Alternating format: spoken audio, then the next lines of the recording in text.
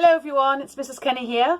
I'm going to read to you from a new book that's just been published called The Book of Hopes, Words and Pictures to Comfort, Inspire and Entertain Children in Lockdown.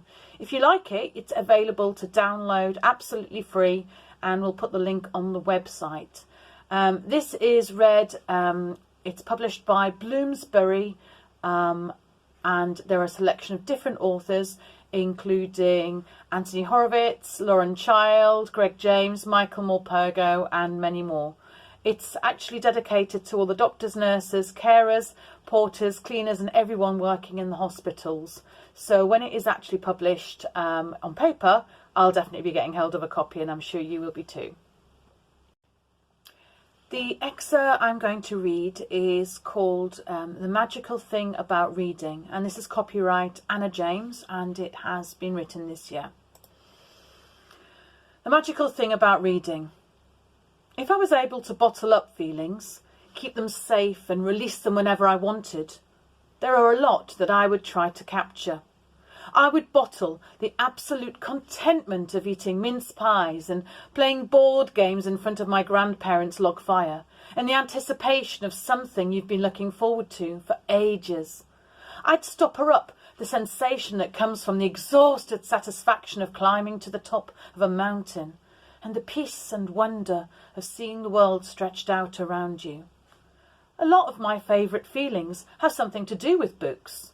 On my shelves of books, you'd find the limitless possibility of walking into a bookshop with a book token in your hand, as well as knowing you've chosen the perfect 6-book selection from the library.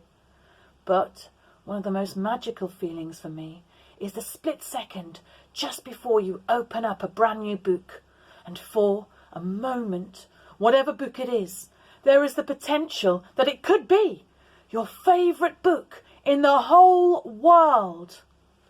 I will always be a reader before I'm a writer.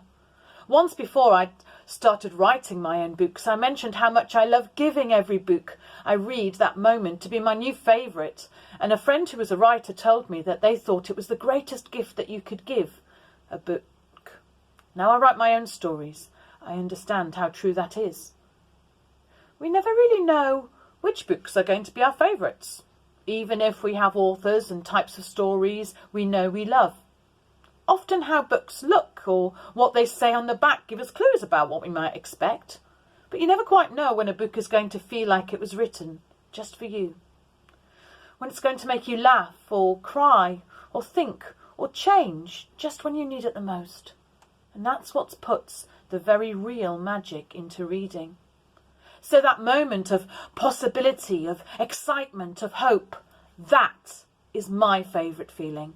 And the best thing about this feeling is that you can have it whenever or wherever you like by curling up and reading a new book.